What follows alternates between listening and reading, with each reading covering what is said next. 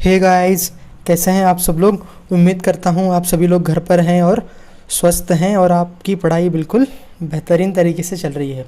हालांकि कुछ लोगों ने टेली पे मुझे मैसेज किया था कि पढ़ाई में कुछ दिक्कतें आ रही हैं, कुछ प्रॉब्लम की अप्रोच समझ में नहीं आ रही है। तो उसी को मद्देनज़र रखते हुए आज मैं यहाँ पर न्यूक्लियाई का प्रॉब्लम लेकर आया हूँ, जिसको अमूमन अगर आप करते अपने घरेलू नुस्खे या फिर तरीके इस्तेमाल करके तो आपको वो सल्यूशन होता 2 पन्ने का और लग जाती आपको 2 मिनट।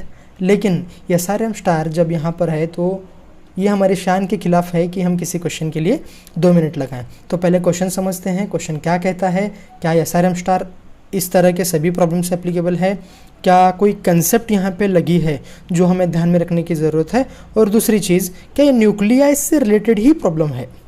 मतलब न्यूक्लियाई से मतलब आप समझे नहीं होंगे, न्यूक्लियाई और chemical kinetics, physics and chemistry को जोड़ने वाला ये चैप्टर है यहाँ पे। तो शुरू करते हैं। देखो पहला क्वेश्चन क्या कहा गया है, at t=0 a radioactive substance has 100 nuclei. t=0 का मतलब जब आपकी घड़ी बंद पड़ी है तब की बात कर रहा है क्या? नहीं रे, घड़ी बंद पड़ने की बात नहीं कर रहा है। t=0 मतलब जब तुम जस्ट ऑब्जर्वेशन स्टार्ट करने वाले हो उस ऑब्जर्वेशन की बात कर रहा है, जहाँ से एक्सपेरिमेंट शुरू हो रहा है वहाँ की वो बात कर रहा है। t=0 पे यानी जब आपका समय शुरू होता है, जस्ट हो रहा है, उस रेडियोएक्टिव सब्सटेंस के अंदर कितने न्यूक्लियाई थे? 100 न्यूक्लियाई थे। जब 1 सेकंड गुजर चुका, at t=1 second, number of nuclei left are 90, मतलब 1 सेकंड के बाद कितने न्यूक्लियाई बचे? 90। Find the number of nuclei left undecayed at t=2 second. t=0 पे 100 न्यूक्लियाई, t=1 पे 90, t=2 सेकंड पे बचे हुए न्यूक्लियाई का नंबर आपको बताना है। तो देखते हैं किस तरह से इसके अंदर SRM स्टार अप्लाई कर सकते हैं। तो देखो यहाँ पे रेडियोएक्टिव डिके जो है वो फर्स्ट ऑर्डर काइनेटिक्स को फॉलो करता है, यही SRM स्टार है। आप बोलोगे फर्स्ट ऑर्डर काइनेटिक्स और SRM स्टार क्या लेना देना है?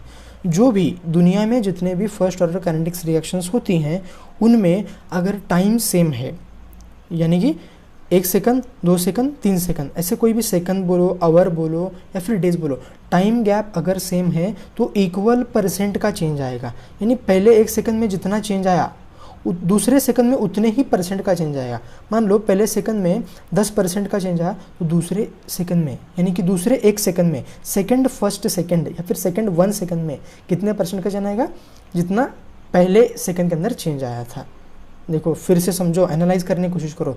Radioactive decay first order reaction को फॉलो करता है, फर्स्ट ऑर्डर काइनेटिक्स को फॉलो करता है, और इसकी एक प्रॉपर्टी होती है इक्वल परसेंटेज चेंज के लिए इक्वल टाइम लगता है या फिर इक्वल टाइम में इक्वल परसेंटेज चेंज होता है। और उसने क्वेश्चन में क्या कहा है, t=0 पे 100 न्यूक्लियाई थे, t=1 पे 90 न्यूक्लियाई बचे, मतलब कंज्यूम कितने हुए? कंज्यूम हो चुके हैं भाई साहब आपके 10। 100 से में से अगर 10 कंज्यूम होते हैं तो मैं क्या ये बोल सकता हूँ कि 10% कंज्यूम हो चुके हैं, 10% रिएक्ट कर चुके हैं, 10% डिके हो चुके हैं। मतलब पहले 1 सेकंड में कितने डिके हो गए? 10% डिके हो गए। अब t=2 सेकंड पे उसने बचाने के कितने और डिके हो गए और कितने बच गए। तो आप अपना लॉजिक अप्लाई करो। 100 से 90 गया, 10% का चेंज आया 1 सेकंड में, तो अगले 1 सेकंड में इसके 10% का चेंज आना चाहिए। तो 90 का 10% कितना होता है? 9%। मतलब 90 में से 9 चले गए तो बचे कितने? 81। यही तो आंसर है ये 2 सेकंड के लिए। मतलब पहले सेकंड में कितने चले गए? 100 से 90 जाना 10% का चेंज, 90 से 81 जाना अगले 10% का चेंज, तभी तो टाइम इक्वल है। या फिर ऐसे कर सकते हो, टाइम इक्वल है इसलिए परसेंटेज चेंज इक्वल हो सकता है। So answer is number of nuclei left undecayed at t=2 second is equal to 81। अगर t=3 सेकंड पूछता तो 81 का क्या करते हम? 10% कर देते। 81 का 10% 8.1, उसमें से आप माइनस करके आंसर वहाँ पे निकाल लेते। लेकिन जनरल सोल्यूशन जो इसे कराते हैं अमूमन एजुकेटर, तो उसमें क्या करते हैं, पहले 90 और 100 को मद्देनजर रखते हुए पहली इक्वेशन बनाते हैं, फिर दूसरे t=2 सेकंड पे न्यूक्लियाई को x मानते हैं और 100 को रेफरेंस बना के दूसरी इक्वेशन बनाते हैं और इन दोनों इक्वेशन को कंबाइन करते हैं, तब जाकर x की वैल्यू यहाँ पर 81 मिलती है। तो इसमें लॉग आता है, कई सारी प्रॉपर्टी यूज होती हैं, तो ये सारा आपको आपके करने की ज़रूरत है नहीं। I think you got this right and you can solve this question with in 30 second. Thank you.